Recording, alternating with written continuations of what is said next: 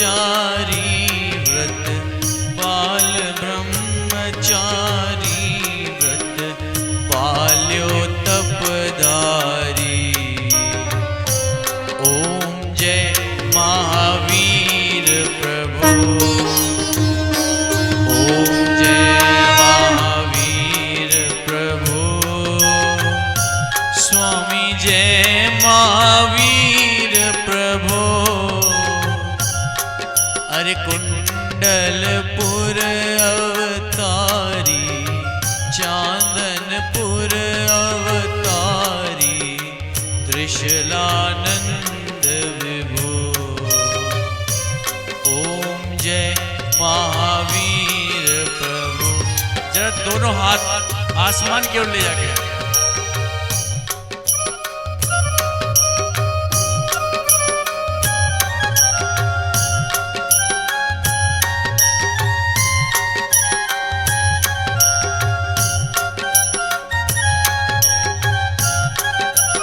हाथ खोल के एक साथ ये बात। हाँ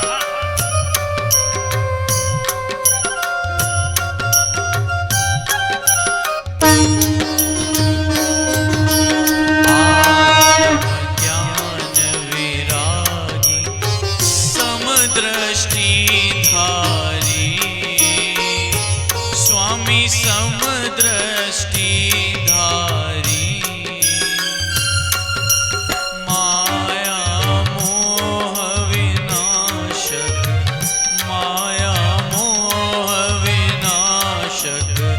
ज्ञान ज्योति जारी। ओम जय महावीर प्रभु। ओम जय महावीर प्रभु। स्वामी जय महावीर प्रभु। कुंडलपुर अवतारी चांदनपुर अवतारी त्रिशलानंद विभो। ओम जय महावीर प्रभु। जरा हाथ खोल के एक बार एक दो।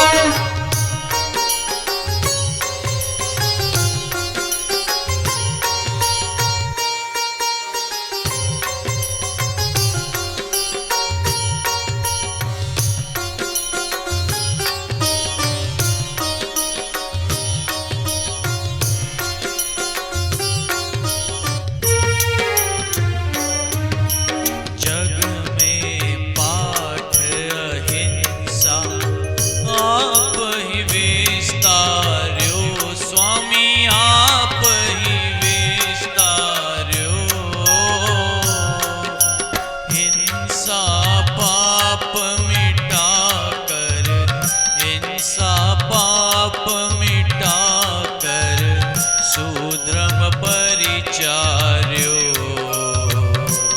ओम जय महावीर प्रभु। ओम जय महावीर प्रभु।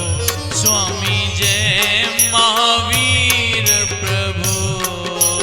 कुंडलपुर अवतारी चांदनपुर अवतारी त्रिशलानंद विभो। ओम जय महावीर प्रभु।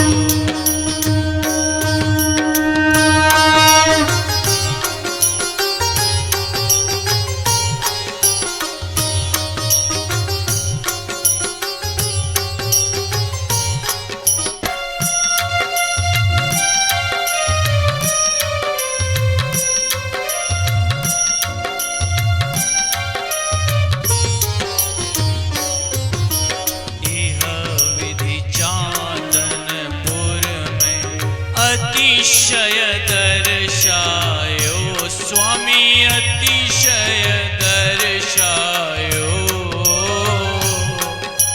ग्वाल मनोरथ पूर्यो ग्वाल मनोरथ पूर्यो दूध गाय पायो। ओम जय महावीर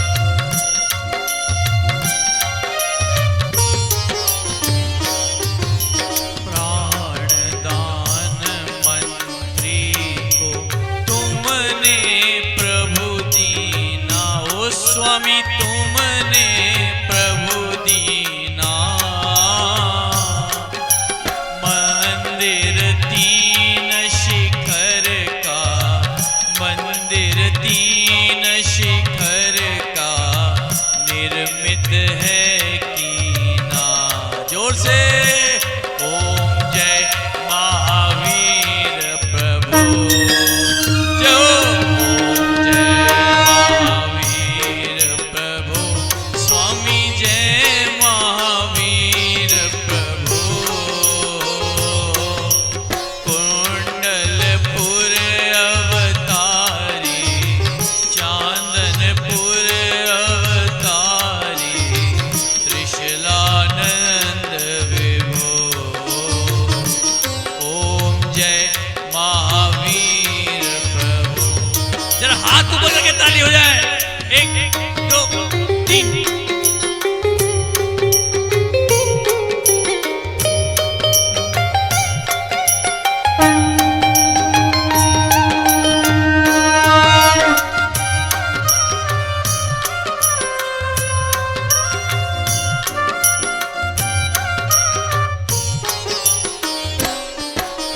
जयपुर नप भी तेरे अतिशय के सेवी, स्वामी अतिशय के सेवी। ओ एक ग्राम तीन दीनों, एक ग्राम तीन दीनों, सेवा हित यह भी। ओम जय महावीर प्रभु। ओम जय महावीर प्रभु, स्वामी जय महावीर प्रभु। कुंडलपुर अवतारी, चांदनपुर अवतारी, त्रिशलानंद विभो। ओम जय महावीर प्रभु। जोर से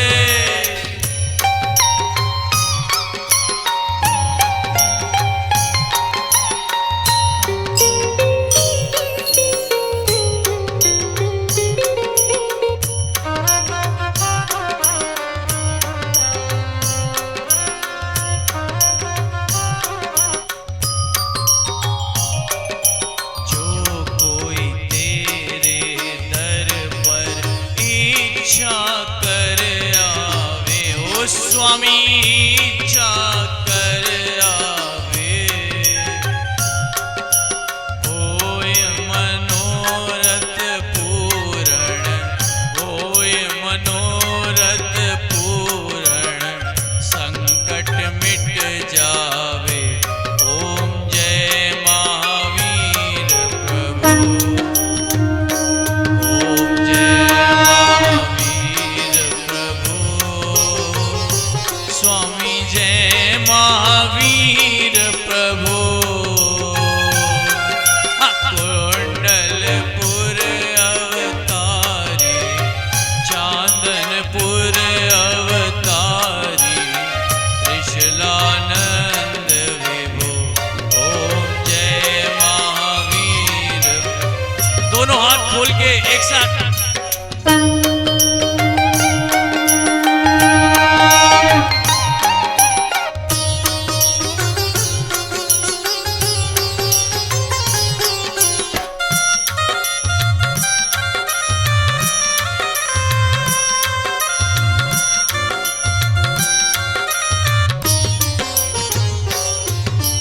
निश दिन प्रभु मंदिर में जगमग ज्योत जले, स्वामी जगमग ज्योत जले।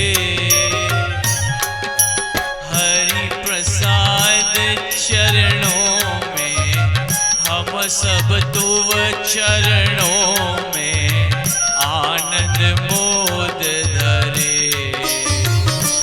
ओम जय महावीर प्रभु। ओम जय महावीर प्रभु, स्वामी जय महावीर प्रभु। कुंडलपुर अवतारी,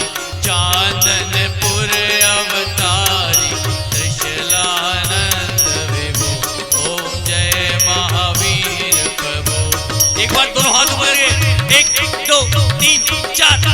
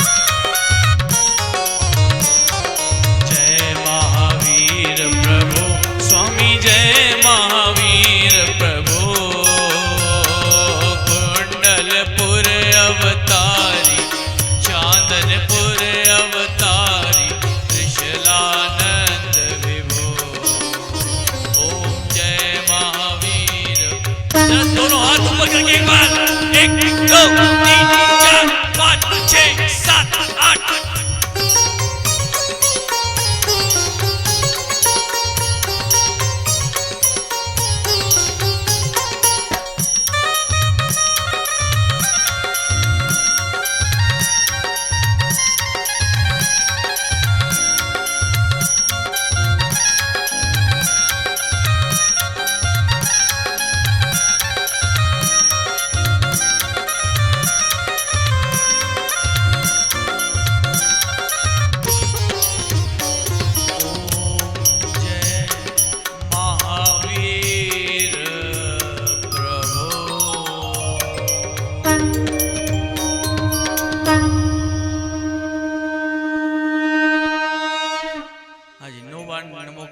स्मरण करेंगे और उसके बाद जिनवाड़ी रामायण करेंगे। सब लोग यहीं बैठेंगे, सब लोग स्वाध्याय सुनेंगे। और यथार्थ जग का जो किया उपकार है, उसके लिए जिनवाणी माँ को वंदनाश।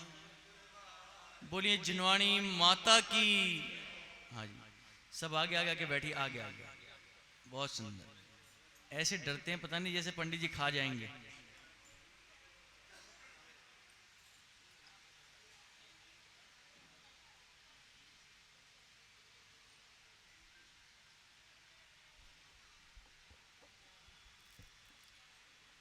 ये पंखा बंद कर दो, आवाज करे। मौसम बढ़िया है, कोई दिक्कत नहीं। हाँ जी, अब ठीक है। हाथ जोड़ लीजिए सभी। नमो अरिहंताणम, नमो सिद्धाणम, नमो आयरियाणम, नमो वज्रायाणम, नमो लोए सवसाहुणम, ऐसो पंचणमो यारो सव पावपणासनो, मंगलाणं च सव्वेशं परमं हवै मंगलम। केवल रवि किरणों से जिसका संपूर्ण प्रकाशित है अंतर, उस श्री जिनवाणी में होता तत्वों का सुंदरतम दर्शन। सददर्शन बोध चरण पथ पर अविरल जो बढ़ते हैं मुनिगण, उन देव परम आगम गुरु को शत शत वंदन।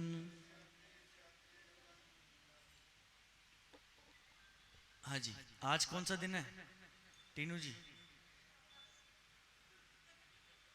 हंसने की क्या बात है? तप का सबको पता होना चाहिए। उत्तम तप। अब तप मतलब क्या?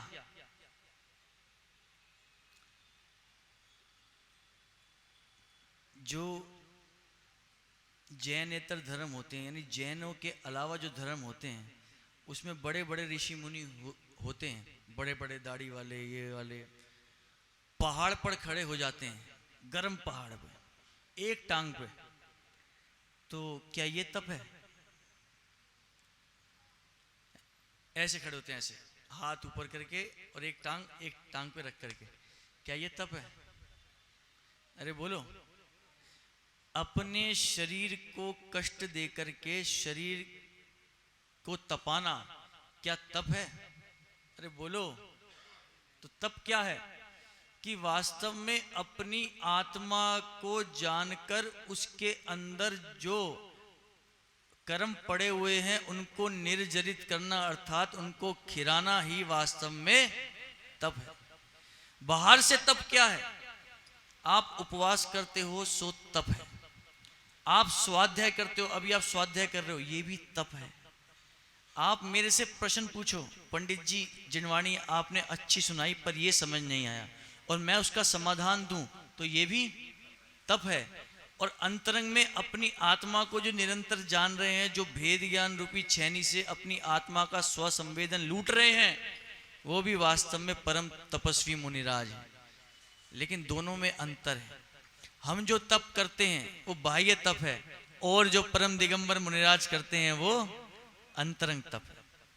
तो बाह्य तप तो एक साधन है और अंतरंग तप एक साध्य है। हमें बाहर के तपों से वास्तव में जब तक बाहर में रमण है अपना इंद्रिय विषय, तब तक तो बहिरंग तप का सहारा लेना चाहिए। और जब इंद्रिय इस विषय से मन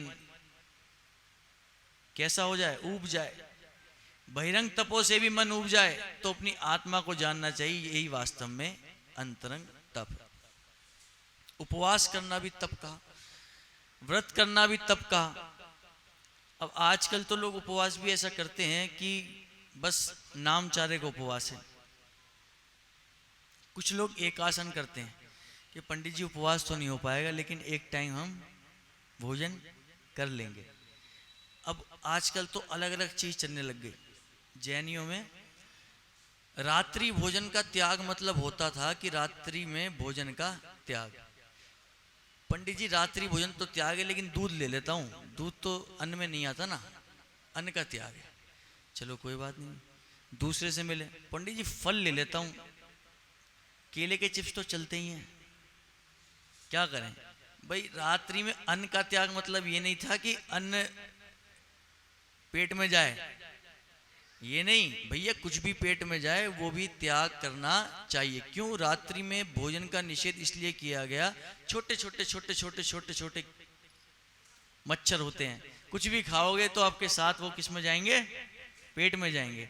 तो जैनियों ने नई गाथा निकाल ली कि नहीं जी, रात में तो केले के चिप्स, अपना दूध और फल ले सकते हैं। ऐसा है क्या टीनू जी? रात्रि भोजन त्याग मतलब रात्रि भोजन का पूर्णतः त्याग।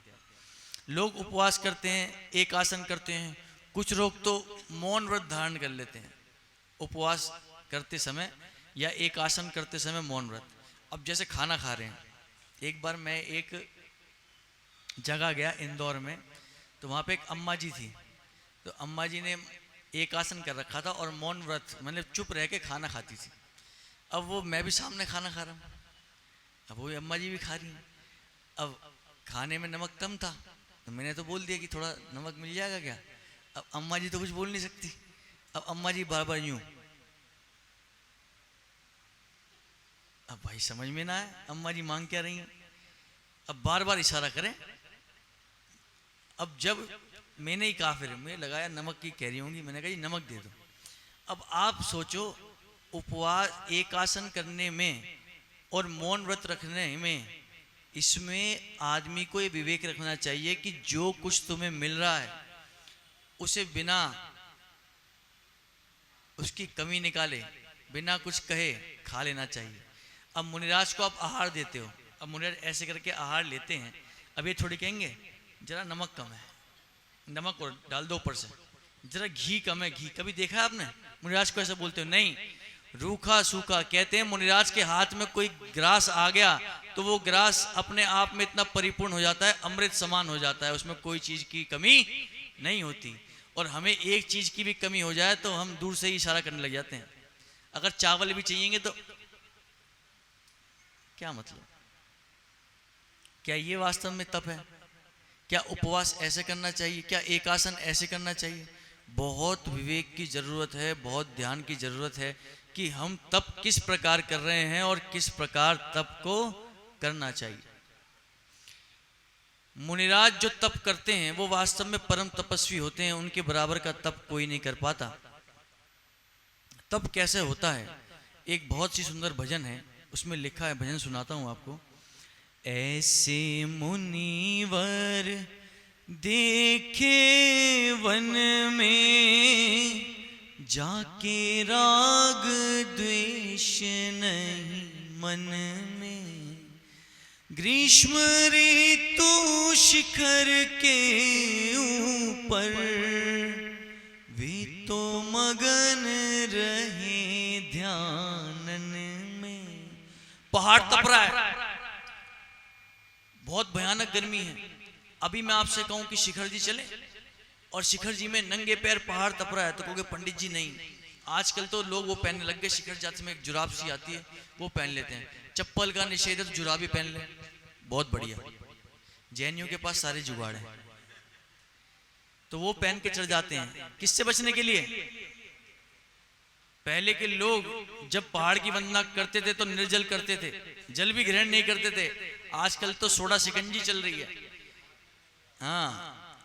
और ऊपर से जब वो खाते पकोड़े तो पूछते हैं हाँ भाई ये घर का बेसन तो है। बताओ क्या करें, ये स्थिति हो गई जैनियों की कि ये समझ लो दर्शन करते वक्त भी खान पान की सुविधा चाहिए। ऐसे मुनिवर देखे वन में, जाके राग द्वेष नहीं मन में। ग्रीष्म ऋतु शिखर के ऊपर, वे तो मगन रहे ध्यानन में। ग्रीष्म ऋतु शिखर के ऊपर जब पहाड़ तपता है और मुनिराज खड़े खड़े ध्यान लगाते हैं, उन्हें कोई भी चिंता नहीं होती, वो खाली अपनी आत्मा में इतने लीन होते हैं, ऐसा तप करते हैं कि उन्हें वास्तव में शरीर मर जाए, मिट जाए, कट जाए, उन्हें कोई भी चिंता शरीर के प्रति नहीं होती। बाहुबली भगवान ने कितने साल तक तप किया था?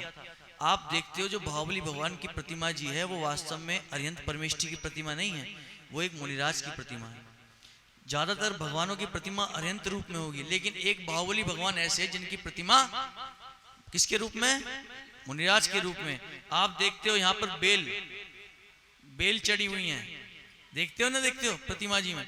और जब बाहुबली भगवान तप कर रहे थे, इतने साल तक तप किया कि बेलें चढ़ गई, उस पे चींटी, मच्छर, मक्खी सब चूट रहे हैं, चूहे कुतर रहे हैं, लेकिन फिर भी इतने ध्यान है, इतने ध्यान में लीन है कि उन्हें कुछ भी पता नहीं है।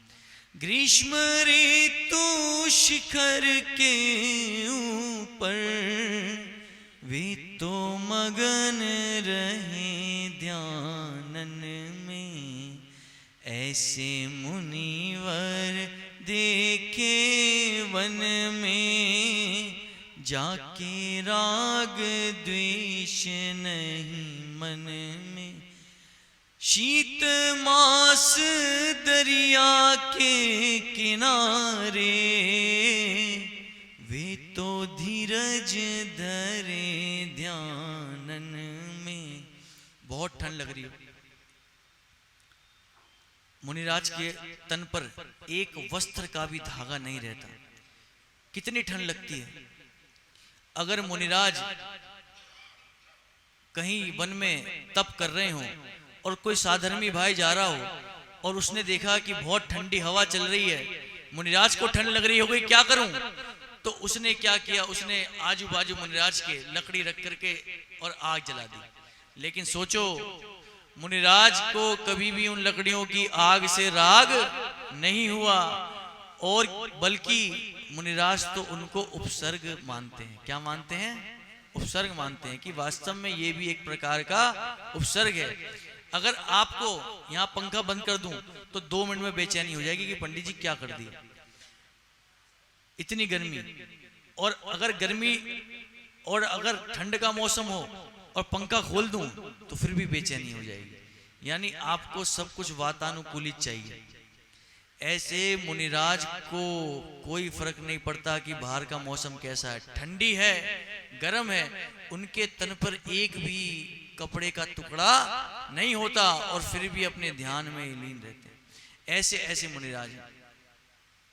अरे तप करना तो मुनिराज से सीखो कि वास्तव में मुनिराज किस प्रकार का तप करते हैं। हम जरा से स्वाध्याय को, जरा से ध्यान को, जरा से चिंतन को 15 मिनट जिनवाणी सुन लेते तो हमें ऐसा लगता है कि अरे वाह, हमने तो पता नहीं कौन सी मंजिल हासिल कर ली है, कौन सा तप कर लिया। लेकिन जो सदा ध्यान ज्ञान में लवलीन रहते हैं, जिनके 24 में से कम 23 घंटे आत्म ध्यान में वो लीन रहते हैं, ऐसे मुनिराज को बोलते हैं परम तपस्वी। और हम 15 मिनट में ही ऐसे लगते हैं कि वाह, हमने पता नहीं कौन सी मंजिल हासिल कर ली। ऐसे मुनिराज होते हैं। अकलंक और निकलंक 2 मुनिराज हुए हैं, पता है आपको? कोई जानता है? अकलंक और निकलंक 2 मुनिराज हुए। जब एक जमाने में बौद्धों का राज हुआ करता था, और बौद्धों का राज हुआ करता था, जैनों को स्कूल में घुसने नहीं देते थे। तीनों भाई साहब, जैनों को अलाउड नहीं था कि पाठशाला में घुस भी जाएं। लेकिन उन्हें जैन धर्म की रक्षा करने का इतना बल था, जैन धर्म को जानने की इतनी जिज्ञासा थी कि जैन धर्म जब संस्कृत में था तो उन्हें संस्कृत नहीं आती थी। उन्होंने कहा जैन धर्म बिना संस्कृत के मैं ज्ञान कैसे करूंगा, ध्यान कैसे करूंगा। तो संस्कृत सीखने के लिए बौद्ध भिक्षु बन गए। और बौद्ध भिक्षु बनकर के कहां चले गए? बौद्ध मठ में पढ़ने के लिए।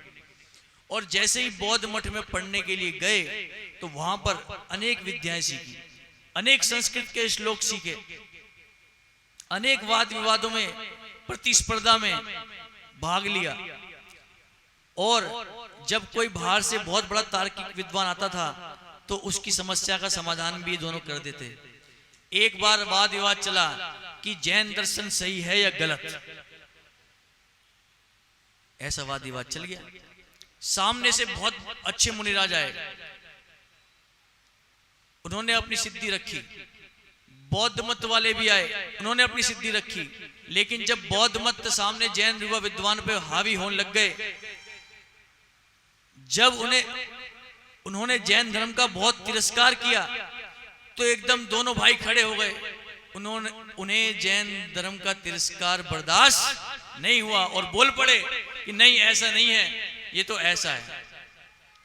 अब वहां माहौल में सबको शक हो गया कि आखिर जैन का तिरस्कार करते हुए ये दोनों बौद्ध होते हुए जैन धर्म का पक्ष ले रहे हैं। इनका कमरा खंगालो। कमरे में गए, देखा तो जैन फोटो, जैन मूर्ति, जैन चित्र। क्या करें क्या करें क्या करें। जब पता लगा कि वास्तव में अरे ये तो जैन है, जैसे ही उनको ये भान हुआ तो दोनों जो अकलंक और निकलंक थे, दोनों को पता लग गया कि अब इनको पता लग गया है कि हम दोनों जैन हैं, और दोनों वहां से भाग लिए। देखिए, पहली बात तो कभी भी ये मत समझना कि अकलंक और निकलंक डर के भाग गए। दूसरी बात, वो इसलिए भागे कि अगर हम नहीं बचेंगे तो जैन धर्म को आगे कौन बढ़ाएगा। भावना देखो कितनी प्रबल थी। दोनों भाग रहे हैं। अकलंक बड़ा भाई था और निकलंक छोटा।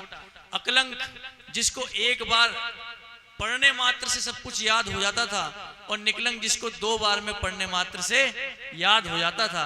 दोनों भाग रहे हैं, पीछे सेना चलती हुई आ रही है। अकलंक बड़ा था और निकलंक छोटे। बड़े भाई का कर्तव्य बनता है छोटे भाई की जान बचाना।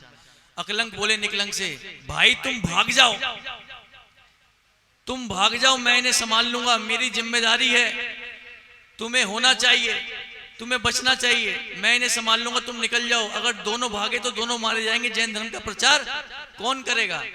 बड़े भाई का कर्तव्य था। बड़े भाई ने छोटे भाई को कसम दी, तुम्हें मेरी कसम, तुम चले जाओ। निकलंक कितने बलिष्ठ, कितने वैरागी विद्वान थे। उन्होंने ऐसी बात बोली कि भाई प्रचार तो जैन धर्म का हम दोनों कर सकते हैं, तुम भी कर सकते हो और मैं भी कर सकता हूं, लेकिन तुम जितनी जल्दी कर सकते हो उतनी जल्दी मैं नहीं कर सकता।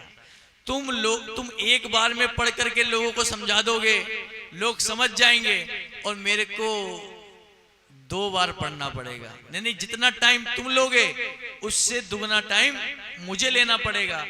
अपनी पूरी जिंदगी अगर 100 साल की है तो 100 साल में तुम 200 लोग का उद्धार कर सकते हो और मैं खाली 100 लोग का करूंगा। तो मुझे अपने जैन धर्म पे ये आवाज नहीं उठानी कि जैन धर्म का प्रचार प्रसार ठीक से नहीं चलता। छोटे भाई ने बड़े भाई को कसम दे करके जैन धर्म की कसम दे करके बोला कि नहीं भाई तुम चले जाओ, मैं इन्हें संभालता हूं। पास में ही तालाब था, तालाब में बड़े भाई अकलंक जाकर छिप गए। सामने से देख रहे थे, तालाब के पीछे एक पत्थर था, पत्थर में झुक झुक के देख रहे थे। सैनिक आए, निकलंक को पकड़ा और पकड़ते ही उनकी गर्दन उड़ा दी। बड़े भाई ने अपने छोटे भाई को अपनी आंखों के सामने बलिदान।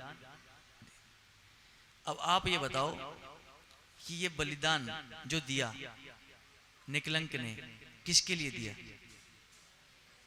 किसके लिए दिया? जोर से बोलो, किसके लिए दिया? वाह, जैन धर्म के लिए। नहीं, हमारे लिए दिया। वाह, जैन धर्म के लिए क्यों दिया? हमारे लिए इसलिए दिया क्योंकि अगर एक भी वो भाई नहीं बचता तो आज जैन धर्म जिनवाणी हम तक कैसे पहुंचती। हमें मुनिराज का इतना बहुमान होना चाहिए कि आज मुनिराज अगर नहीं होते तो हमारे पास ये जिनवाणी नहीं पहुंचती, और जिनवाणी नहीं पहुंचती तो आज हम भगवान महावीर कौन है ये भी जान नहीं पाए। आप बॉम्बे साइड जाओगे ना, वहां जैन जो होते हैं जैन, उनसे पूछो जी अपने 24 तीर्थंकरों के नाम, उनको नहीं पता। उनसे पूछो भगवान महावीर कौन थे, पता है? भाई साहब उनको पता ही नहीं। बस नाम के पीछे क्या लगा रखा है? जैन। जैन लगाने से जैन धर्म सिद्ध नहीं होता, जिनेंद्र भगवान की आज्ञा मानने से जैन धर्म सिद्ध होता है। सोचो, हमें पता नहीं है कि जिनवाणी कैसे कैसे कैसे कैसे कैसे करते करते करते हमारे पास पहुंची है। ये इन मुनिराजों के वास्तव में तप का बलिदान है। ये उन मुनिराजों के तप का बलिदान है जो आज हम तक ये जिनवाणी पहुंची है। और आज हम उन मुनिराजों के प्रति जरा सा भी भाव विभोर नहीं होते, जरा सा भी उनकी जयकारा लगाने में हाथ ऊंचे नहीं करते, तो समझ लो हमारे अभाग्य की महिमा हमसे नहीं कही जाती।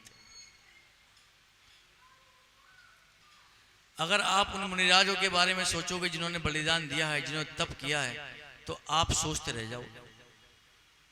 तो तप मतलब क्या? कि तप मतलब कि जहां पर अपनी आत्मा सीधे अपनी आत्मा को साधे, उसका नाम वास्तविक तप है। और तप करने से निर्जरा होती है। निर्जरा कैसे होती है? मैं आपको बताऊं कैसे होती है। अभी हमने बैठे बैठे एक पाप किया। मान लो आप मेरे सामने बैठे हो और सामने बैठे बैठे आपने मेरे बारे में गलत सोचा। जिनवाणी यहाँ साक्षी है। और आपने ऐसा गलत सोचा कि आपके कर्म बंद हो गए। लेकिन जो कर्म बंद हो गए वो जरूर उदय में आएंगे, ये नियम है। क्या बोला? जो कर्म बंद गए वो उदय में आएंगे ही आएंगे। जब कर्मों ने भगवान पारसनाथ को नहीं बख्शा तो तुम किस खेत की मूली हो। तो कर्म उदय में आते हैं। लेकिन क्या होता है कि जब वो कर्म उदय में आते हैं और आप उसी समय तप कर रहे हो, तो वो कर्म आते तो हैं, ऐसा नहीं आएंगे, लेकिन अपना परिणाम अपना फल दिए बिना निकल जाते हैं। ये है तप की महिमा। ध्यान से सुनना क्या कहा मैंने। कर्म उदय में आते हैं लेकिन अपन तप करते हैं तो वो बिना फल दिए वो कर्म निर्जरित हो जाते हैं। इसे कहते हैं खिरना, कर्मों को खिराना। अपन धूप डालते हैं ना, धूप अग्नि में, ये धूप अनल में खेने से निज में निज की हाँ, आज धूप दशमी का दिन है, बहुत से लोग आते हैं, एक पुड़िया निकाली चट से और अग्नि में झोंक दिया। वाह, बहुत बढ़िया है। वो पुड़िया तुम्हारे कर्म है कि अग्नि में झोंकोगे तो एकदम तुम्हारे कर्म उड़ जाएंगे, ऐसा है क्या? ये डेली बोलते हैं कि ये धूप अनल में खेने से कर्मों को नहीं जलाएगी, निज में निज की शक्ति ज्वाला जो, हाँ, उस शक्ति दहन प्रगटाने को विद्यमान श्री। हाँ, सबको याद है। वाह, सबको याद है, मानता कोई नहीं, सबको पता है, डेली पढ़ते हो। पंडित जी हम तो इतनी पूजन करते हैं पंच परमेष्टि की, देव शास्त्र गुरु की, नित्य नियम पूजन, इतने अर्घ बोलते हैं। अरे क्या फायदा तुम्हारे अर्घ बोलने का? तुम पूजन पढ़ते तो हो लेकिन पूजन का भाव समझते नहीं। हाँ, समझ भी ले तो उतारते नहीं हो। ये धूप किस लिए कहा? ये धूप एक उदाहरण है और लोगों ने उदाहरण को ही सिद्धांत मान लिया। आते हैं, अग्नि जलती है, धूप लेते हैं, चुटकी भर उसमें डाल देते हैं। अरे ऐसा नहीं कहा कि वास्तव में निज की शक्ति ज्वाला, कि जो अपने अंदर जो शक्ति है उसकी जो ज्वाला, जब आप ज्वाला भड़काओगे और उससे जो अंदर में बैठे हुए छुपे हुए कर्म है वो सब निर्जरित हो जाएंगे। कैसे होंगे? कि अपने जो धूप है, धूप, ये धूप मतलब हो गया ज्ञान। अपने ज्ञान को अपने ही ज्ञान में लगाओगे, झोंकोगे, तो जरूर वो कर्म निर्जरित हो जाएंगे। ये तो समझा नहीं, ऊपर से मुट्ठी भर धूप लेकर के अग्नि में डालने लगे। बताओ, धूप दशमी क्या करें? तो क्या ये तप है? अरे तप तो उसे कहते हैं कि वास्तव में एक स्थान पर एकाग्र चित्त होकर के बैठ करके अपनी आत्मा का ध्यान लगाना, उसका नाम तप है। तप का पीछे बच्चे आराम से, बेटा, तप का मतलब क्या आपको पता है? तप भी ऐसे नहीं होता कि जैसे मैं ऐसे तप कर लूं, मैं ऐसे तप कर लूं। पूजन करते हो, पूजन करते करते ऐसे ऐसे देख रहा हूं, ऐसे तप नहीं होता। हमारे यहां पर दो आसन बताएं, एक पद्मासन और एक, फिर से बोलो कौन कौन सा आसन बताएं? पद्मासन और खड़गा। किसी भगवान की प्रतिमा ऐसे देखी है? हैं? बोलो। औरों की प्रतिमा तो देखी होगी आपने। कोई धनुष ले रहा है, कोई तलवार ले रहा है, कोई गदा ले रहा है। प्रतिमा वीतरागता का पोषक होती है, राग द्वेष का पोषक करने वाली प्रतिमा नहीं होती। होती है क्या? अरे बोलो। हमारी वीतराग प्रतिमा कैसी है? कि वास्तव में साम्य मुद्रा, दृष्टि नासा पे धरे, और दो ही, एक पद्मासन और एक खड़गासन। जिनागम में लिखा है कि तप करने के दो ही आसन होते हैं, एक पद्मासन और एक खड़गासन, तीसरा कोई भी आसन नहीं होता। ठीक है? अपन क्या करते हैं? अपन जब तप करते हैं, ध्यान करते हैं, कुछ चीज सोचते हैं, तो अपने को क्या चाहिए? कोई कोई तो जब यहाँ पे आएंगे तो खंबे से लगा लेंगे पीठ को, आराम मिलना चाहिए पीछे। क्या ऐसे तप होता है? देखिए, बाहर के तप भी वास्तव में सतर्कता पूर्वक होते हैं, सावधान पूर्वक होते हैं, और अंतरंग तप भी सावधान पूर्वक होते हैं। बाहर तप में तो शरीर की सावधानी, अंतरंग तप में अपने ज्ञान की सावधानी। ज्ञान को भटकने मत दो, तन को थकने मत दो, और जब ऐसा हो जाएगा तो मेरी गारंटी है आपको अपना आत्मा जरूर जरूर जरूर मिल जाएगा।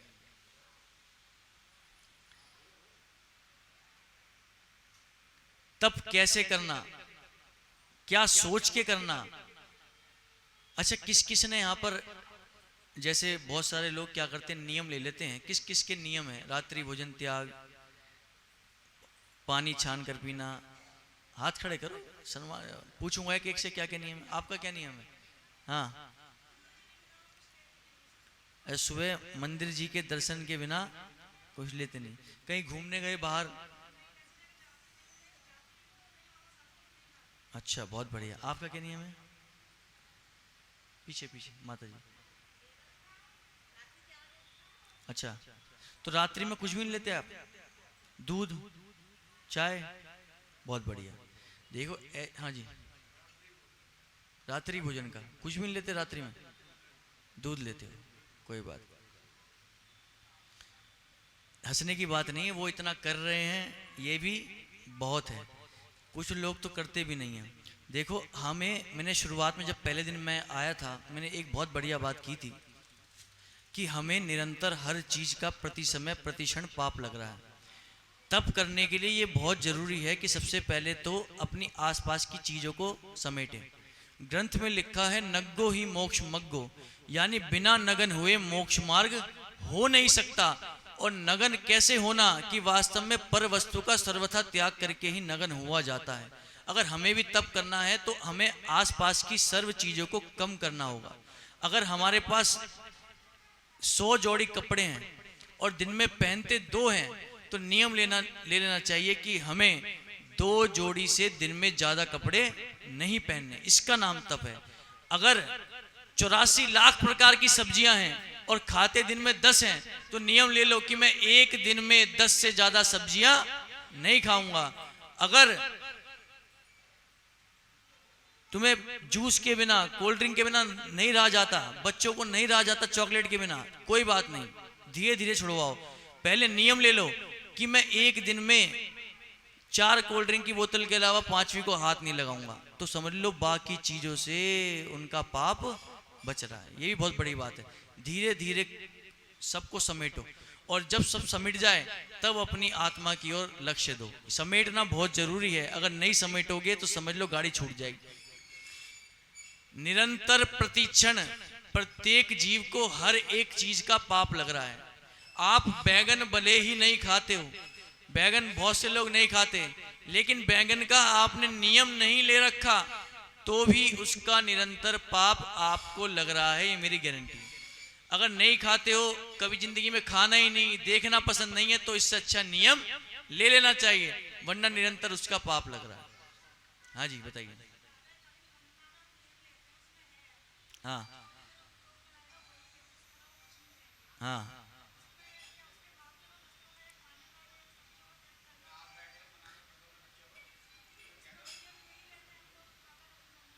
नहीं, प्रातः काल वंदना पढ़ना बात अलग है, वंदना तो हम बहुत कुछ पढ़ते हैं।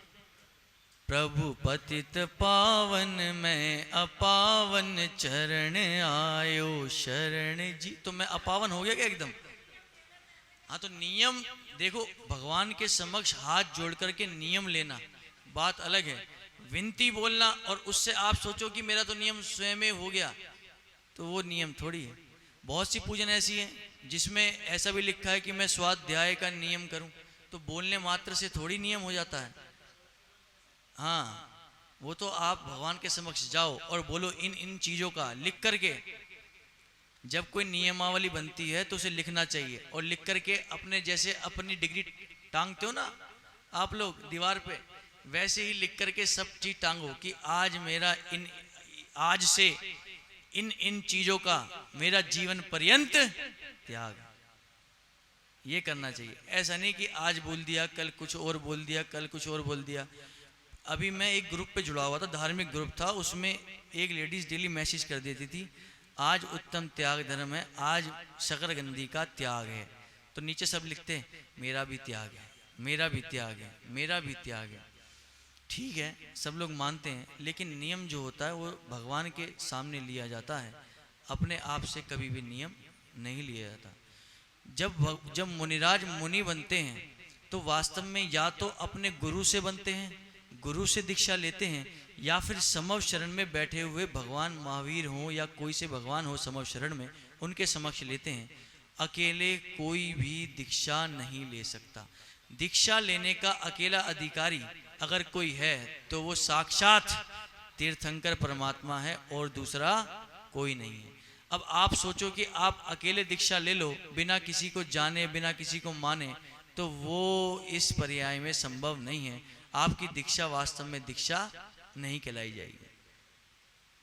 अगर आप सोचो कि मैं आर्य का बन जाऊं और घर पे रहने लग जाऊं और ऐसे नियम पालूं जो आर्यिका माता जी पालती हैं, तो क्या वो चीज सही है या गलत है? मैं आपसे ही पूछता हूँ, बोलो। हाँ, उसका कोई मतलब नहीं है, उसका कोई अर्थ नहीं है। क्यों?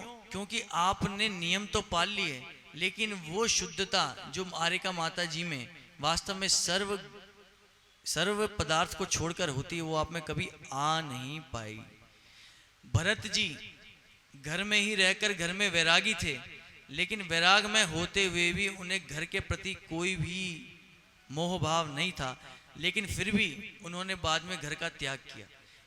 घर में रहकर भी सम्यक दृष्टि थे, कौन? भरत जी। लेकिन फिर भी बाद में उन्होंने घर का त्याग क्यों किया? क्योंकि उन्हें पता है कि घर में रह के सम्यक दर्शन तो हो सकता है, लेकिन घर में रहकर मोक्ष कभी नहीं हो सकता। तो ध्यान देना। तो तप के भी कुछ नियम हैं, कुछ कानून हैं, और उन कानूनों का आप उल्लंघन करते हो तो उसके लिए प्रायश्चित भी है। तपों में अतिचार भी होता है।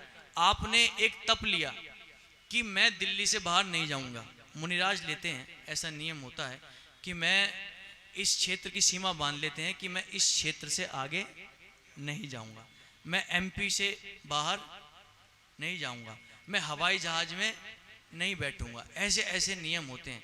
लेकिन कभी कभी विहार करते करते ऐसी जगह पहुंच गए, एक जगह है भवानी मंडी राजस्थान में, वो एमपी में भी है और राजस्थान में भी है।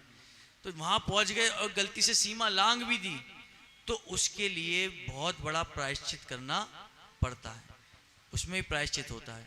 मौन व्रत ले लिया मुनिराज ने, और ग्रास लेते लेते अगर कुछ बोल पड़े गलती से, तो उसके लिए भी प्रायश्चित होता है। अगर हमने भी कोई नियम लिया है, कोई तप धारण करा है, कोई स्वाध्याय किया है, कोई एकासन किया है, और गलती से ऐसा हो गया, तो बहुत बड़ा प्रायश्चित होता है इसका भी।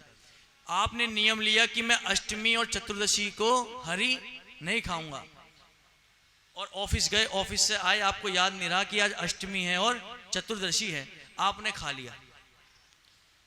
उसके बाद आप कुछ सोचते हो? ग्लानि होती है? या ये सोचते हो चलो हो गया तो हो गया, कल रख लेंगे? बोलो। या तो देखो, नियम और संयम दोनों का मेल होना चाहिए, दोनों साथ में चलते हैं। अगर नियम रखो तो संयम भी रखना चाहिए। अगर नियम कोई टूटता है तो उसका प्रायश्चित भी करना चाहिए। क्यों? क्योंकि नियम तोड़ने पर इतना पाप लगता है कि उस समय अगर कर्म बंधन हो गया तो निश्चित ही नरकगामी हो जाओगे, निश्चित ही नरक है, नरक में जाना ही पड़ेगा। तो नियम का विशेष विशेष विशेष ध्यान रखें, कब हरी नहीं खानी, कब खानी है। इसलिए मैंने बोला दीवार पर टांग लो। तो ऐसे ऐसे नियम मुनिराज लेते हैं। वास्तव में मुनिराजों के नियम को पालना इस जन्म में तो वास्तव में संभव नहीं। बहुत ही कड़े नियम होते हैं, लेकिन जो मुनिराज पालते हैं वो पालते हैं। और हमारे लिए भी कुछ कायदे कानून हैं, हमें भी वो कायदे कानून से चलना चाहिए जो उसमें लिखा है। अगर हमने किसी क्षेत्र की सीमा बांधी है तो हमें उस क्षेत्र में रहना चाहिए, अन्यथा बाहर निकलना नहीं चाहिए।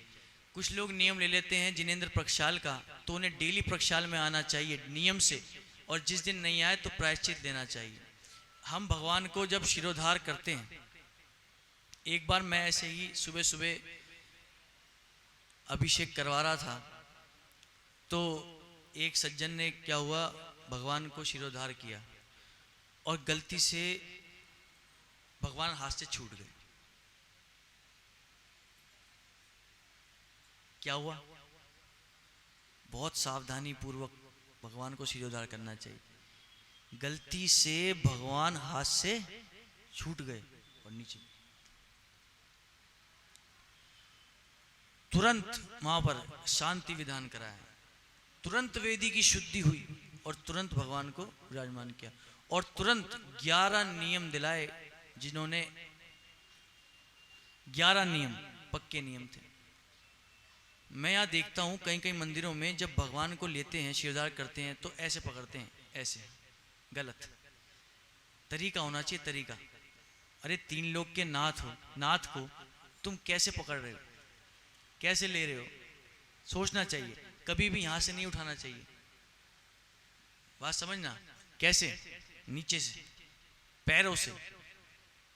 हम बोलते हैं ना, हे भगवान हमारी जगह आपके चरणों में है, तो चरणों से उठाना चाहिए। ऐसे नहीं है, कुछ लोग मैंने देखा विराजमान करते हुए यहाँ से पकड़ के उठा ले, गलत है। तो इन सब चीज़ों का विवेक रखना चाहिए। 8 साल से कम उम्र के बच्चे को अभिषेक नहीं करना चाहिए, उसका भी नियम है। क्यों? उसको विवेक नहीं होता कि अभिषेक कैसे करते हैं। कुछ हो गया अभिषेक करते समय, भगवान का जो अपन अभिषेक करते हैं, एक एक बूंद जो नीचे थाली रखते हैं उसमें ही जानी चाहिए, टेबल पे नहीं गिरनी चाहिए। जिसको ऐसा कोई रोग हो, उंगली कटी हुई हो, मेरी बात ध्यान सुनना, मैं बहुत बारीक बात बता रहा हूँ।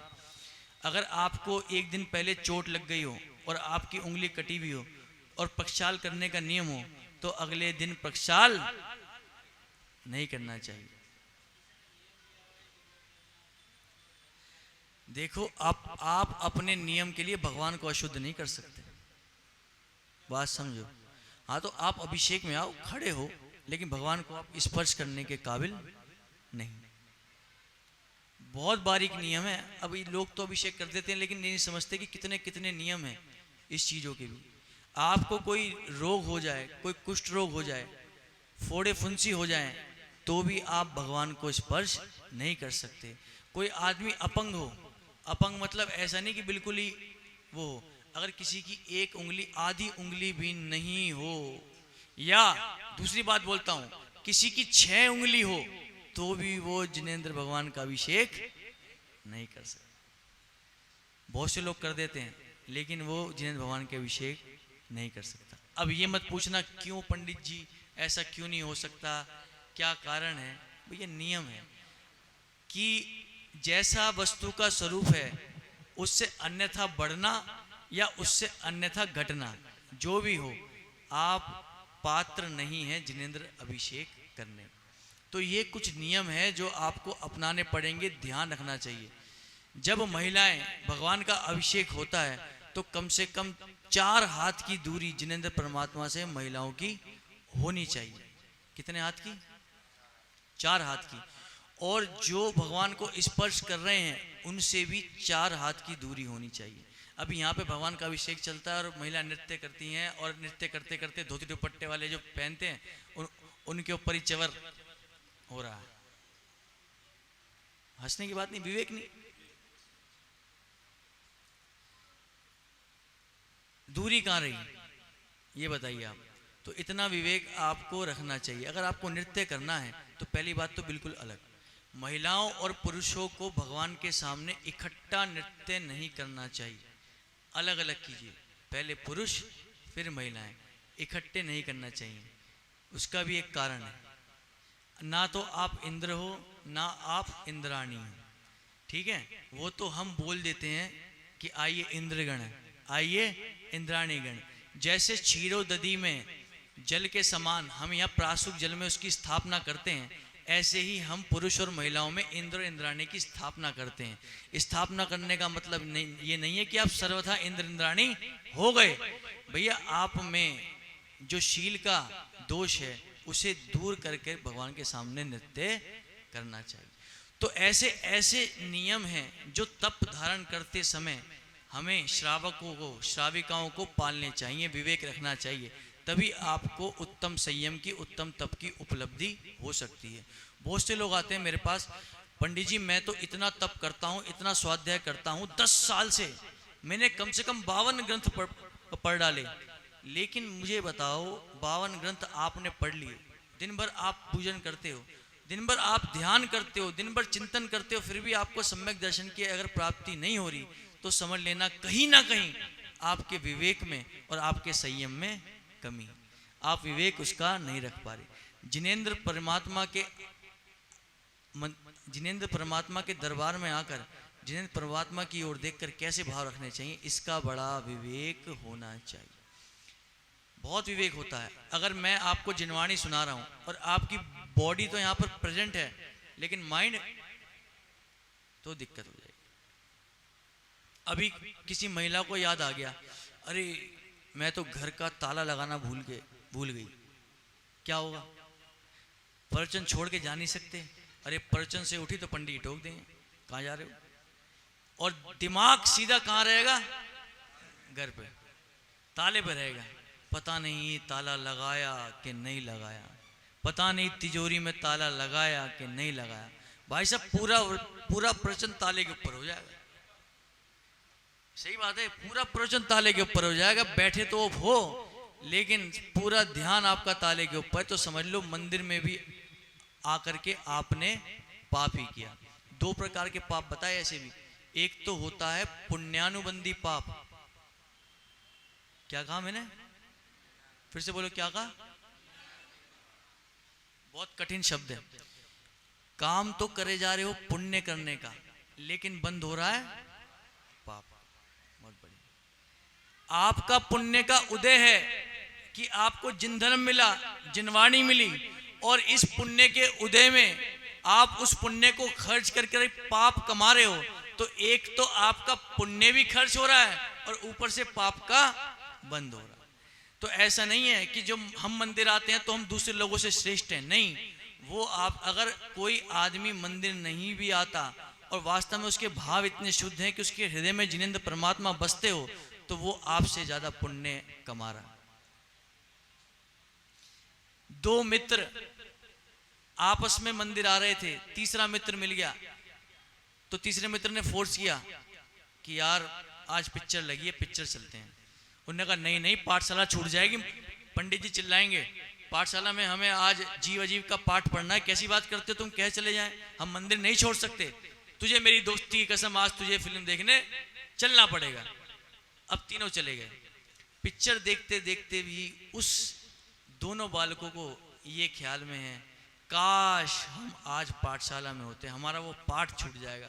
पंडित जी जीव का, जीव किसे कहते हैं, अजीव किसे कहते हैं, ये बताने वाले थे। काम कर रहे हैं पाप का, और क्या बन रहा है, जोर से क्या बन रहा है, पुण्य बन रहा है। ऐसे हमारे साथ होता है।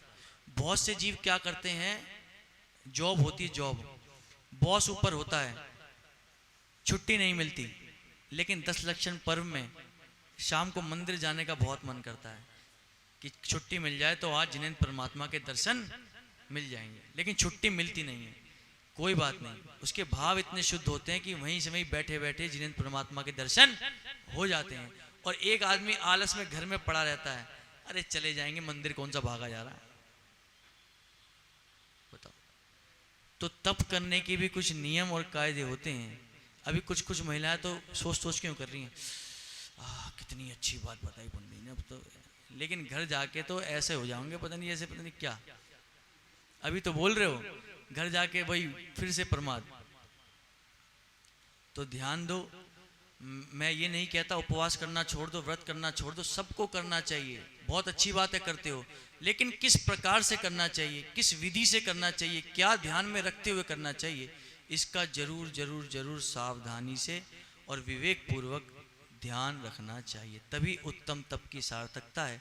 अन्यथा मैं फिर से बोलता हूँ, उपवास करने से, व्रत करने से कोई भी फायदा नहीं। ओम नमः सिद्धेभ्य। जिनवाणी अमृत रसाल रसिया, आओ रे सुनवा।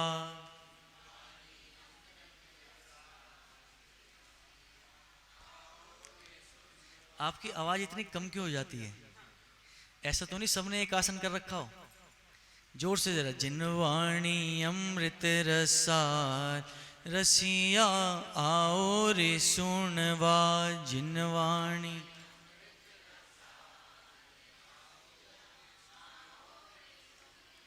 आओ रे सुनवा, आओ रे सुनवा, आओ रे। आत्म प्रभु है महान रसिया, आओ रे सुनवा।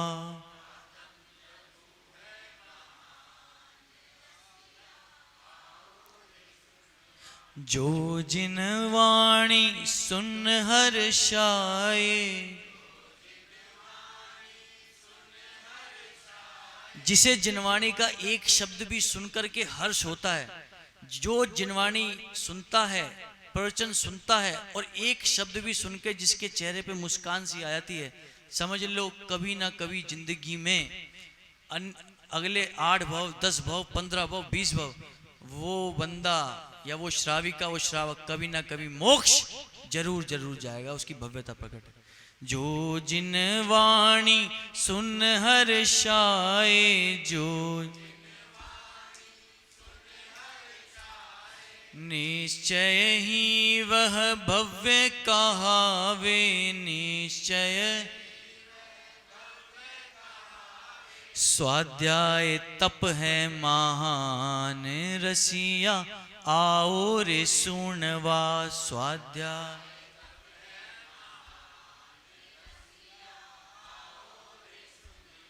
छह द्रव्यों का ज्ञान करावे, छह सप्त तत्वों का मर्म बतावे, सप्त तत्वों का अरे आत्म तत्व महान रसिया, आओ रे सुनवा।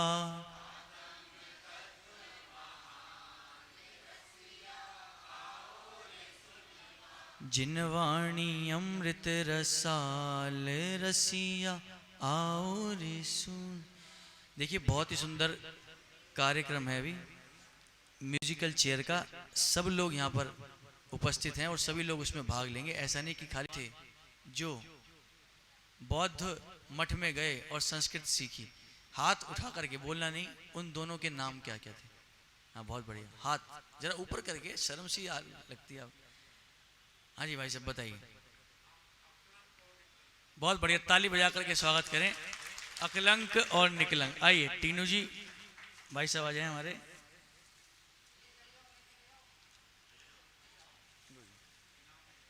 देखिए ताली बजाते रहें। हाँ बहुत सुंदर। इससे होगा कुछ नहीं, लेकिन ये है कि सामने वाले का उत्साह बढ़ता है और जानने की इच्छा होती है। आइए दूसरा प्रश्न हमारी महिला वर्ग से।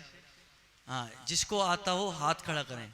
महिलाओं की आदत पहले होती है, बताने से पहले बाजू वाले को जरूर बताएंगे उत्तर। हाथ खड़ा करना अपना अपना। आप ये बताइए कि उत्तम तप कितने प्रकार का होता है और दोनों की परिभाषा। महिलाओं से तो हार्ड पूछना बनता भैया, ये है। आप बता दोगे? हाँ बोलो।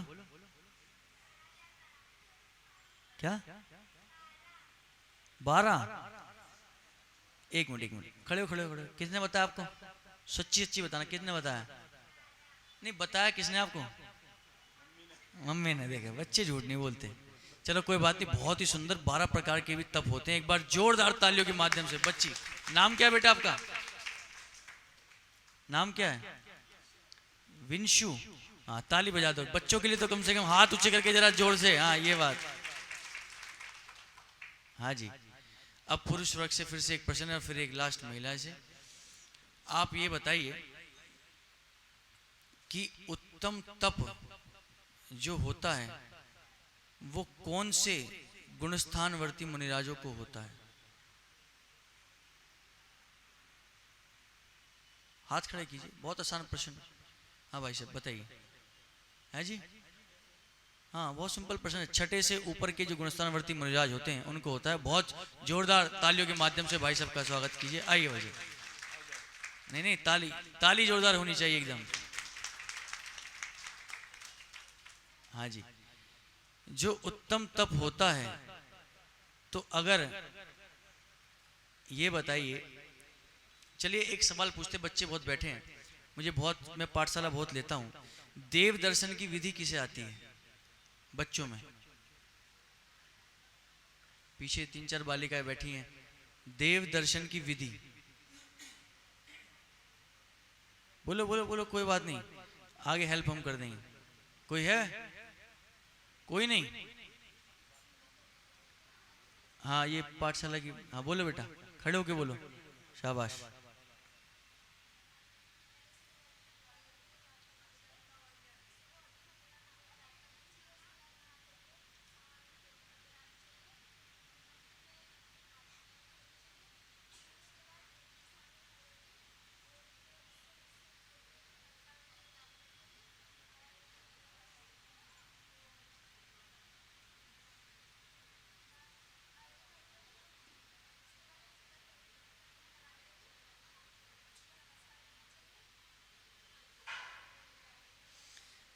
देखिए, देव दर्शन की विधि होती आसान है, जानता कोई नहीं है। पहली बात तो मंदिर जी में जब प्रवेश करें तो पूरे हाथ पैर धोकर करना चाहिए। चमड़े की कोई भी वस्तु आपके तन से लिपटी हुई नहीं होनी चाहिए। दूसरी बात, मंदिर जी में प्रवेश करते समय 3 बार निश्चय निश्चय निश्चय बोलना चाहिए। कौन कौन बोलता है ईमानदारी से? 50% लोग बोलते हैं, 50% लोग नहीं बोलते। सर्व सांसारिक कार्यों का निषेध, बोलते हैं लेकिन करते नहीं। अभी फोन आ जाए, मोबाइल सबके पास है, अरे जल्दी आओ तुम्हारे घर में चोर घुस गए, सब भाग जाएंगे।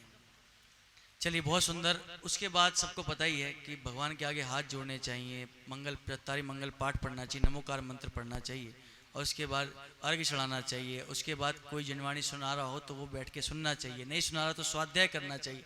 उसके बाद घर को जाना चाहिए और फिर कुछ लेना चाहिए। मम्मियों को तो ये आदत डाल देनी चाहिए अपने बच्चों को कि जब तक देव दर्शन विधि पूर्वक नहीं करके आओगे तब तक घर में नाश्ता दे देते हैं, लेकिन है ना। चलिए, ताली बजाकर स्वागत कीजिए। बहुत सुंदर। आइए, बहुत ही बढ़िया गेम है, सब लोग खेलेंगे, आनंद आएगा, मिलके कुछ सीखने को ही मिलेगा।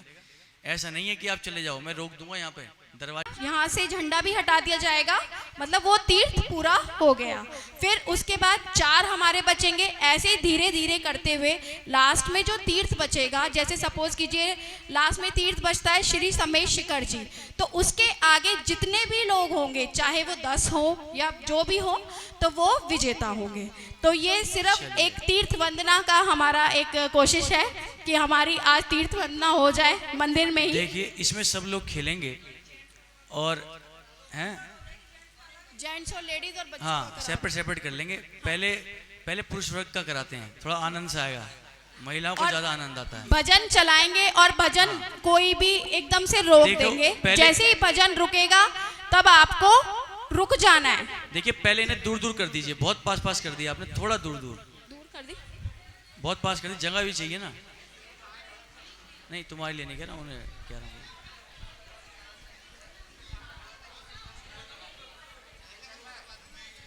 अच्छा, घूमना कैसे है ये बता दीजिए, एक बार आप दोनों घूम के दिखाइए।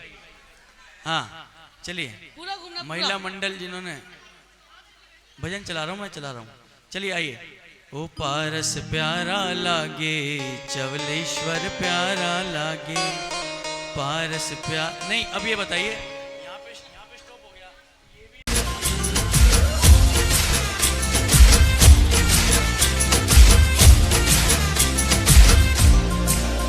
तालियां बजती रहनी चाहिए। हमें राह दिखाई थी संयम की महिमा, जोश से, जल्दी जल्दी जल्दी आचन की मिट जाएंगे सारे भव भव के फेरे, जो मन से करे तेरा धाम। नाचते हुए चलिए सब जोश से। जो गाड़ा तारा, छबीला तारा, रंगीला तारा, रंग भैरू जुए तारी वार। चलिए, वाह वाह वाह, बहुत बढ़िया, जी अभी उधर पीछे बहुत जाइए। बढ़िया, बहुत बढ़िया। कोई पीछे उधर, नहीं, उधर। कोई पीछे नहीं जाएगा, कोई आगे नहीं जाएगा, कोई हाँ जी। हिलेगा नहीं। हाँ जी, अब पर्ची निकलेगी, पर्ची निकाल हनी जी चेक करते रहिए। बीच में क्यों खड़े हो, निकल जाओगे। हाँ जी, एक सीट सब घेर लो। और जो स्टूल के पास होगा वही माना जाएगा। विपुल भैया आप खड़े हो जाइए स्टूल के पास जाके। हाँ जी, पर्ची निकल रही है और ओहो, हटना जरा, मुझे भी देखने दो। ये तो मामला गड़बड़ हो गया। टीनू जी कहाँ हैं? और जो क्षेत्र निकल रहा है, जो 3 लोग बैठ जाएंगे, सब पे 3-3 है क्या? नहीं, मांगी तुंगी पे एक है, तो जो निकल रहा है वो है, गैस करो। हैं? मांगी तुंगी। जोरदार तालियां हो जाए। ये बेचारे निकल गए, कह रहे जोरदार ताली हो जाए। और क्या, बाकी सब तो जीत गए। चलिए, पास करो दिव्या, आगे कर दो, पास कर दो, हटा दी। आप आउट हो गए। चलिए, 1 2 2 3 3 स्टार्ट। स्टार्ट। कोई रंगीला तारा रंग महरू चुहे तारी ताली हो जाए एक बार फिर जोर जोर से से। शुरू हो जाएंगे।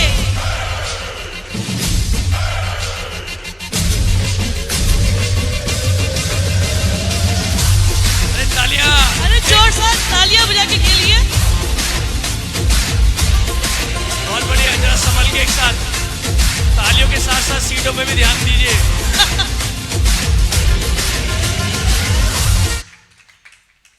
बहुत बढ़िया, ये तो 5 एक पे चिपक गए।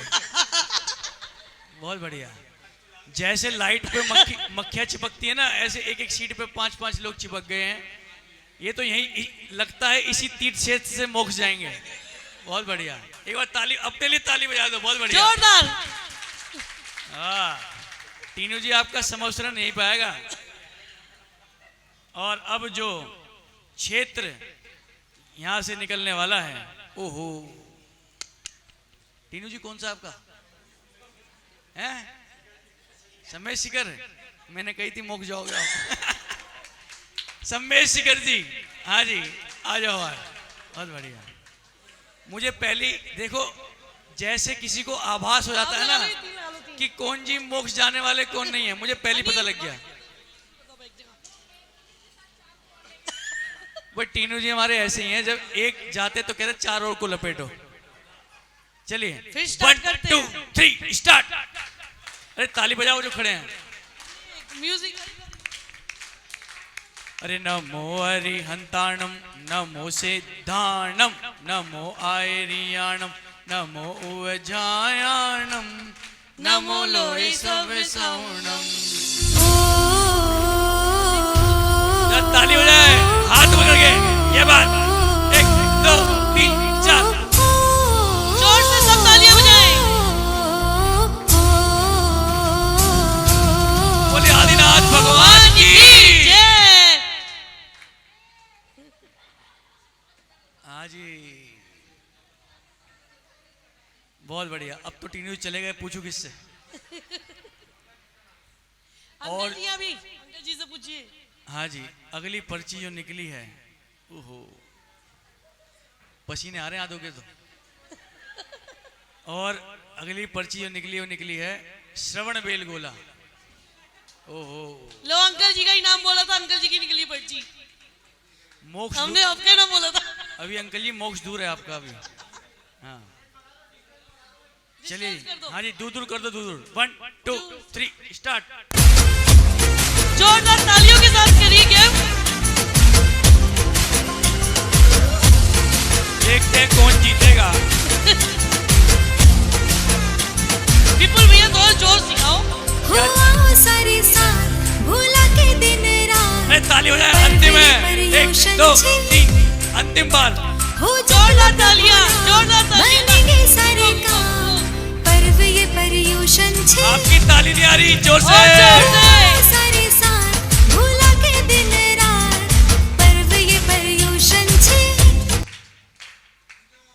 ओहो, एक मिनट, उस साइड कितने लोग हैं? 3 इस साइड कितने हैं? वो 3 तुम 5। बड़ी नाइंसाफी है तो। हाँ जी, लो कोई बच्चा आ जाएगा, बच्चा कहेंगे पंडित चीटिंग कर ली। बेटा आओ, इधर आओ। हाँ, उठाओ एक पर्ची, शाबाश। देखते हैं किसके नसीब में नरक लिखा है और किसके नसीब में मोक्ष लिखा है। ला मुझे देना, बोलना मत तुम। ओहो, भगवान महावीर सामने। अब मोक्ष भी है और यही नरक है।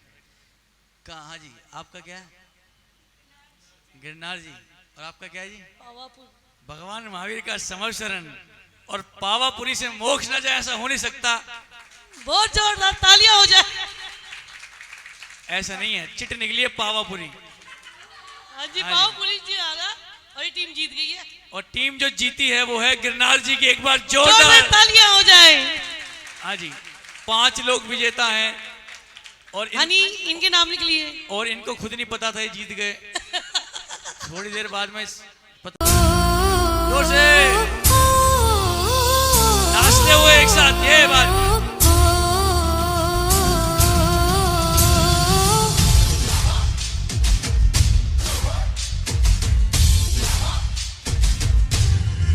आपकी ताली नहीं आ रही, ये बात। हाँ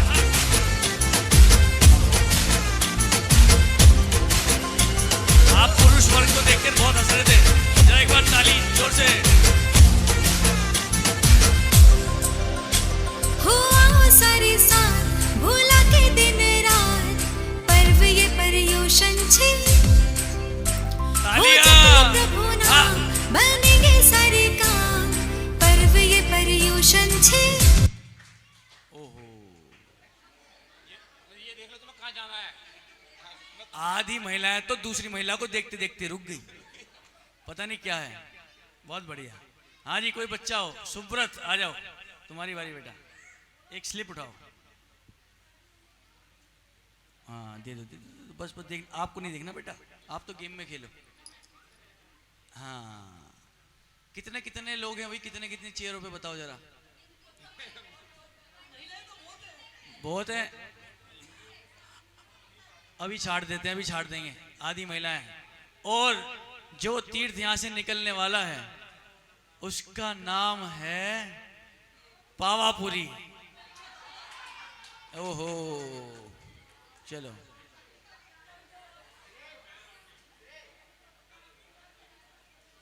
कोई बात नहीं, इन्होंने मेरे बारे में ताली हो जाए एक बार।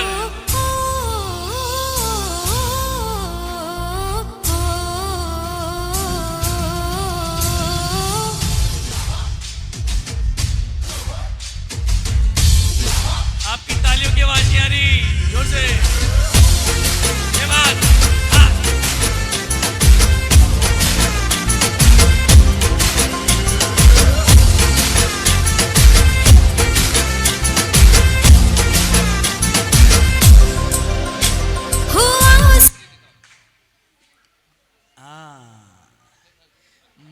मैंने सुना था महिलाएं चालाक होती हैं, आज देख भी लिया। बहुत बढ़िया। आइए जी, कौन निकाले? अंकित जी आप निकालिए।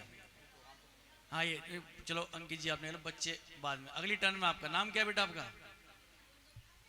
अविरल, अविरल को बुलाएंगे अगली टर्न। चलो। ओहो,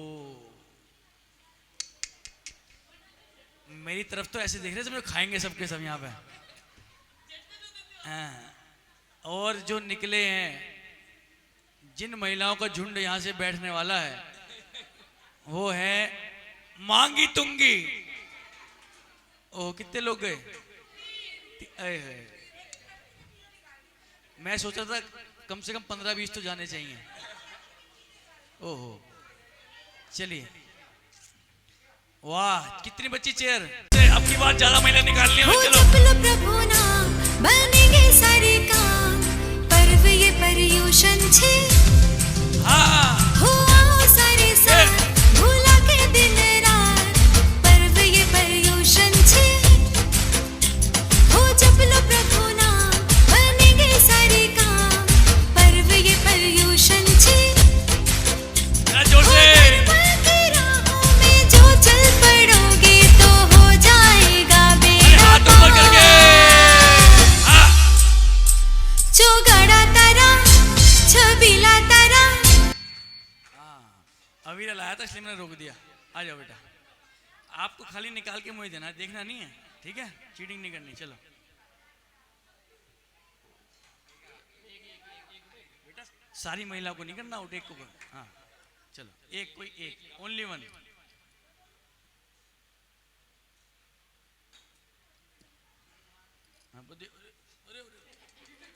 देख लिया क्या सबने? देख लिया, देखा है? हाँ चलो, देखो झूठ। ओहो, बता दिया। अब तो आप देख भी लिया और बता भी रहे हो मेरे सामने, पंडित जी।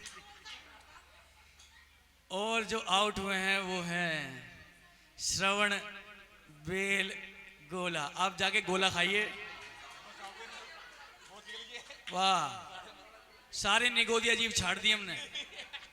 जाओ जी जाओ। रंग भैरू जुवे तारी बात रे। हाँ, जो गड़ा तारा वही छबीला तारा, वही रंगीला तारा। रंग भैरू जुवे तारी बात रे। हाँ, जो गड़ा तारा वही छबीला तारा, वही रंगीला तारा। रंग भैरू जुवे तारी बात रे।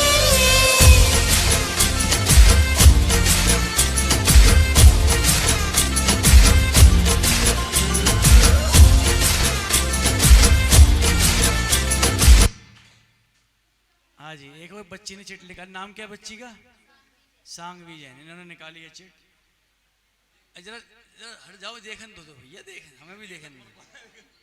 हाँ, एक कौन सा है वो? समय शिखर जी। ये कौन सा है, दिखाओ जरा। गिरनार जी। कितने लोग हैं इस पे? गिन के बताओ ना। और यहाँ 6, ओहो 6 और 9, तीनों 3 का आंकड़ा है। ओहो मामला खराब हो गया तो। और जो प्रतियोगी विजेता हुए हैं, क्या लगता है, गैस करो, हैं? वो जीते हैं। अगर जिसका गैस सही होगा उसे यहां से एक पेन दिया जाएगा। हाँ 9 का आंकड़ा शुभ है। एक बार फिर से देख लूं, भूल गया मैं। भैया कुछ कह नहीं सकते, मामला गर्म है, बहुत ज्यादा हाथ टाइट है। चेहरों पे जिसके मुस्कान दिख रही है अभी थोड़ी देर में उदासी छा जाएगी। जितने दांत बाहर आ रहे सबके लटक जाएंगे 2 मिनट में। और जो टीम विजयी हुई है वो हुई है हमारी सम्मेश शिखर जी।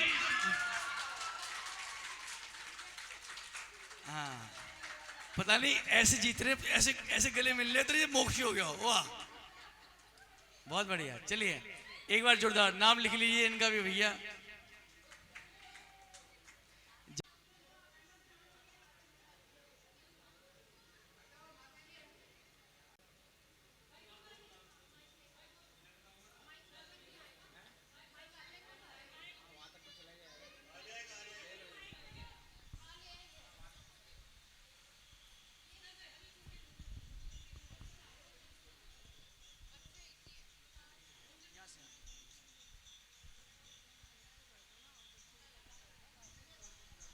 अच्छा इसमें ऐसा तो कोई नहीं कि बच्चे भी इसमें सम्मिलित हैं? सब एक ही, एक तो एक से कोई फर्क नहीं पड़ता। हाँ जी लो जी लो जी, देखो देखो देखो।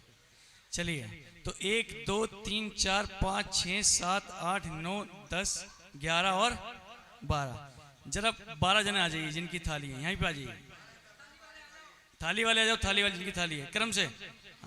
हाँ वाह बहुत बढ़िया। 1 2, मुझे पता नहीं किसकी थाली है कौन सी, मुझे नाम भी नहीं पता। आ जाओ जी 12 जने, जल्दी से जल्दी 12 जने, हाथ खड़े करना। 12 1 2 3 4 5 6 7। आ जाओ आ जाओ आ जाओ। कोई बात नहीं। देखो प्रथम पुरस्कार मेरे हिसाब से सबकी थाली सुंदर है, सबकी बढ़िया है। मैं पर्सनली किसी को जानता नहीं हूँ, किसी को मानता नहीं हूँ, लेकिन जो मुझे देख करके अच्छा लगा मैं उसका चयन करूँगा। नाम तो किसी को जानते नहीं। ठीक है अंकित जी, कोई दिक्कत तो नहीं आपको? हाँ तो प्रथम पुरस्कार मेरे हिसाब से जिसको जाना चाहिए वो है थाली नंबर 2 वहाँ से। हाँ बहुत बढ़िया। समव शरण का आपने बहुत अच्छा दिखाया। एक बार जोरदार ताली बोले महावीर भगवान की। और आपका नाम? नेहा जैन, लेखा जैन, बहुत बढ़िया, बहुत ही अच्छा। देखो कितनी सुंदर थाली सजाई है कैमरे के सामने। एक बार आप आ जाइए, आप यहाँ पे आ जाइए। आने दीजिए जाने दीजिए। हाँ देखिए, अच्छा अच्छा बहुत सुंदर। देखो जिनवाणी भी छोटी सी खुद से बनाई है, मांडना भी खुद से बनाया है। और इसमें एक साउंड निकल के आ रहा है बार बार, जो कि वो लगाया है इन्होंने, बहुत ही सिस्टम किया, म्यूजिक सिस्टम भी लगाया, बैटरी बैकअप भी दिया है, क्या बात है। और देखिए कितने सुंदर सुंदर 2 चवर भी दिए हैं, वाह। एक बार जोरदार तालियों के माध्यम से लेखा जी का स्वागत कीजिए। बहुत बढ़िया,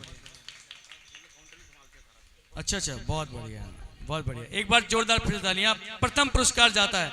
और अब बात करते हैं, हाँ पहले एक बार थाली की आप दिखा दीजिए इनको पूरा। हाँ सीधा सीधा पकड़ के, हाँ बहुत ही सुंदर थाली, बहुत ही अद्भुत थाली। ये कार्यक्रम हमारा लाइव जाता है नमोकार चैनल पे, मैंने देखा भी, मैं तो देख के हैरान हो गया। बहुत ही सुंदर प्रस्तुति, बहुत ही सुंदर वीडियो, क्लियर आवाज। अगर आप घर में भी देखेंगे तो कई लोग देख करके ऐसे भगवान की प्रतिमा इतनी सुंदर दिखाई दे रही है। आप कभी YouTube पे लिंक देखकर देखना, आप कहेगा अरे वाह ये मेरा अहिंसा धाम है, ऐसा आपको लगेगा। बहुत ही सुंदर भव्यता तरीके से दिखाया इन्होंने, बहुत ही बढ़िया। और अब जो दूसरा पुरस्कार मुझे लगता है, चलो दूसरा बाद में बताते हैं, पहले तीसरा बताते हैं। तीसरा जो पुरस्कार जाता है तीसरा नंबर का, जो मुझे लगा कि वास्तव में बहुत ही बढ़िया है, वो तीसरा पुरस्कार जाता है इसको। हाँ अच्छा बच्चों ने बहुत, अरे वाह क्या बात है, क्या बात है, बहुत बढ़िया। देखो कितने सुंदर सुंदर दीपक, बहुत बढ़िया। तालियों के माध्यम से, अरे बच्चों का तो कम से कम आप,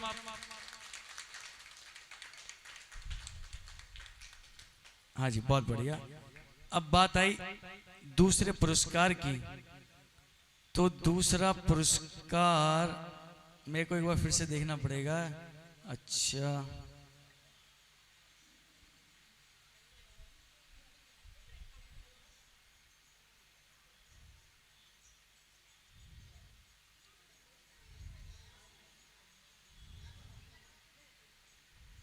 कंफ्यूजन है,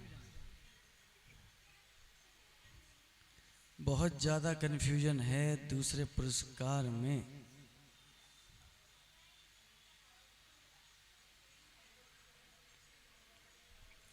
हाँ जी दूसरा पुरस्कार जिसको जाता है वो है,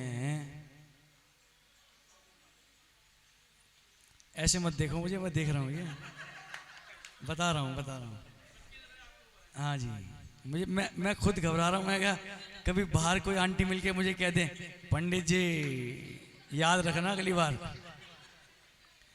हाँ जी तो पुरस्कार जाता है इसको, चलिए किसकी है? अरे वाह ये भी बच्चे की है, बहुत बढ़िया। लो बेटा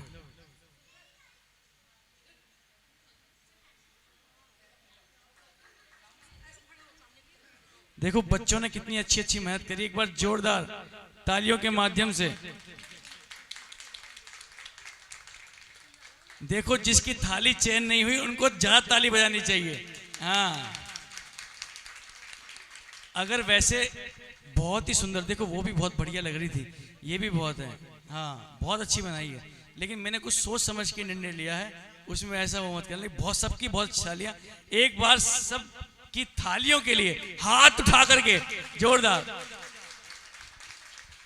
हाँ आइए अब सबको इनाम देने की बारी है। चाहूंगी निखिल जैन को, जोरदार तालियों से स्वागत कीजिए। ताली बजा करके स्वागत कीजिए, जरा हाथ ऊपर करके जोरदार तालियों के साथ। दूसरे नंबर पे बुलाना चाहूंगी अक्षय जैन जी को, जोरदार तालियां, तालियां नहीं रुकनी चाहिए, सबका उत्साहवर्धन कीजिए।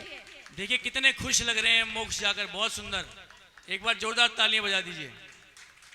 अगला अब मैं बुलाना चाहूंगी अंकित जैन को, अंकित जैन जी को। अंकित जी आ जाइए, पीछे मत खड़ा हो, खड़े रहना, आप आगे आओ, आप मोक्ष गए हो। जोरदार तालियों से स्वागत कीजिए इनका। बहुत बढ़िया। अब मैं बुलाना चाहूंगी हरेंद्र जैन जी को, आइए भाई, तालियां नहीं रुकनी चाहिए भाई, सबका उत्साहवर्धन कीजिए। देखिए बीच में मैं कुछ बोलना चाहता हूँ। जैसे आप लोग आज आए हैं, कितना अच्छा लग रहा है, सब लोग एक साथ आए हैं। घर परिवार में आप लोग बैठे रहते, देखते रहते टीवी की, यार 10 लक्षण पर्व चल रहे हैं, ये चल रहे हैं, कितना अच्छा लगा आपको, कितना आनंद आया। कल भी इसी तरह ऐसे ही प्रोग्राम होगा, आप सबको समय से ठीक 7 बजे यहाँ पर आना है। अब मैं नियम दिलवाना चालू कर दूँ। कल का कार्यक्रम भी बहुत बड़ा है, कल बाहर से भी लोग आ रहे हैं, विद्यासागर जी के द्वारा चलाई गई स्पर्धा भी कल है, और कल 3 सांस्कृतिक कार्यक्रम है, बाहर से अनेक चित्र आ रहे हैं, जिसका यहाँ पर प्रदर्शनी लगाई जाएगी बहुत बड़ी। तो सबको आना है, अपने भाइयों को खींच के लाना है, बहनों को खींच के लाना है, घर से निकाल कर लाना है, और सबको आना है, ठीक है। अब मैं बुलाना चाहूंगी विपुल जैन जी को। हाँ जी आ जाइए, बहुत बढ़िया। आप तो मोक्ष जोरदार तालियां हो जाए इनके लिए। कैमरे में देखिए, चलिए अब महिला वर्ग, सबसे पहले आमंत्रित करना चाहूंगी सुमन जैन जी को। जोरदार तालियां हो जाए। आइए। तालियां रुकनी नहीं चाहिए भाई। महिलाओं की तो चालें थी जीतने की, मैं समझ गया। चलिए अब मैं बुलाना चाहूंगी मीनाक्षी जैन जी को। बहुत सुंदर, ताली बजाते रहे, देखो ताली। तालियां बजानी। हाँ, आइए आइए। सामने देख करके एक बार, बहुत सुंदर। अगला नंबर। अब मैं बुलाना चाहूंगी आस्था जैन जी को। आओ बेटा आगे, आगे आगे आओ, आगे आगे आगे। हाँ बेटा, आ जाओ बेटा आगे। सामने देख। जोरदार तालियां हो जाए। अगली आ रही हैं खुशी जी। कितने लोग जीते थे भाई? चलो तालियां तालियां बजा करेंगे। अगले आ रही हैं एस मंगल जी। टीनू जी कह रहे हैं अगर 15 लोग भी जीतते तो भी इनाम बहुत हैं। जोरदार तालियां। अगली आ रही है मीना जैन जी। आइए मीना जैन जी, आ जाइए आ जाइए, बहुत बढ़िया। ताली बजाते रहे एक साथ, सामने देख करके, बहुत बढ़िया। हाँ जी, अगली आ रही है साक्षी जी। आ जाइए। सामने देख करके, बहुत बढ़िया। हाँ जी।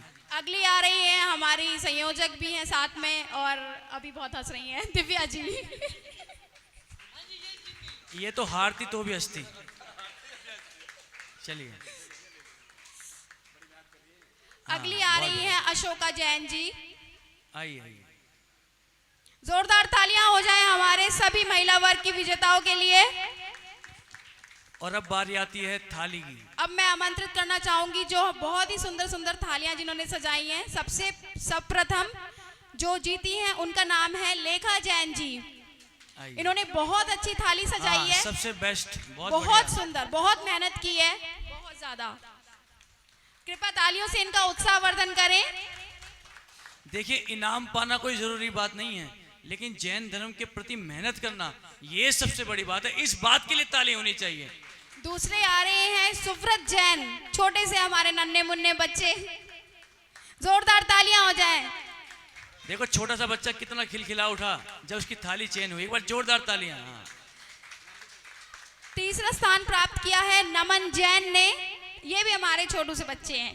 वाह, ये देखिए ना, बच्चों में अभी से ये संस्कार है तो आगे जाके इन्हीं कितना बच्चों नाम की रोशन जरूरत है हमें, करेंगे इन्हीं ये। बच्चों की जरूरत है। एक बार जोरदार तालियां बच्चों के लिए तो हाथ उठा करके जरा जोर से।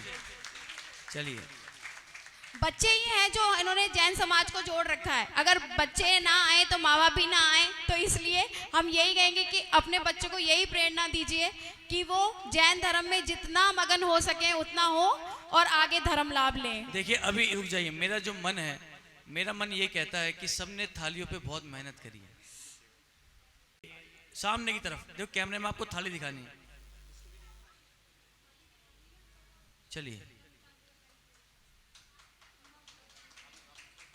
ताली बजा करके, बहुत सुंदर। दूसरी थाली नंदिता की है। आइए। 2 लोग हैं, 2, बहुत बढ़िया। हाँ जी,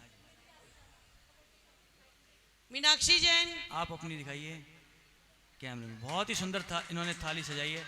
देखो थाली की शेप भी बहुत अच्छी है, बहुत ही सुंदर, बहुत बढ़िया, अद्भुत। आध्या। आओ देखो इस बच्ची ने कितना सुंदर, मतलब दीपक से इन्होंने करा है, बहुत बढ़िया। ताली बजाते रहें। अवरिल जैन। हाँ जी, देखो छोटे बालक ने, अविरल नाम है इसका, कितने सिद्ध। नहीं नहीं, ताली बजा करके स्वागत कीजिए। बेटा लो बेटा अविरल। तालियां बजाइए प्लीज। इतनी छोटी छोटी तालियां आ रही हैं। प्रियंका। हाँ जी, देखो इन्होंने भी बहुत ही मेहनत करी है। ताली बजाओ एक बार। अंशिका। अंशिका, बहुत बढ़िया। सामने थाली दिखाओ अपनी थाली। हाँ ये बहुत बढ़िया। बच्चों के लिए ताली बजा दो कम से कम। श्रद्धा। अरे वाह,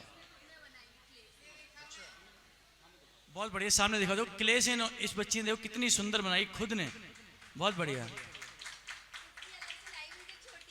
अच्छा अच्छा अच्छा, सुरभि, हाँ जी, इन्होंने बहुत सुंदर थाली सजाई है। ये सुब्रोत की मम्मी है। हाँ, इन्होंने पूरा परिवार दर्शाया अपना इसमें, देखो बिल्कुल। भक्ति करते हुए, बहुत सुंदर, तालियों के माध्यम से। जोरदार तालियां हो जाए सभी कंटेंट्स के लिए। हाँ जी, कल का प्रोग्राम सब याद रखें, कल फिर मिलेंगे ठीक 7 बजे, सबको आना है।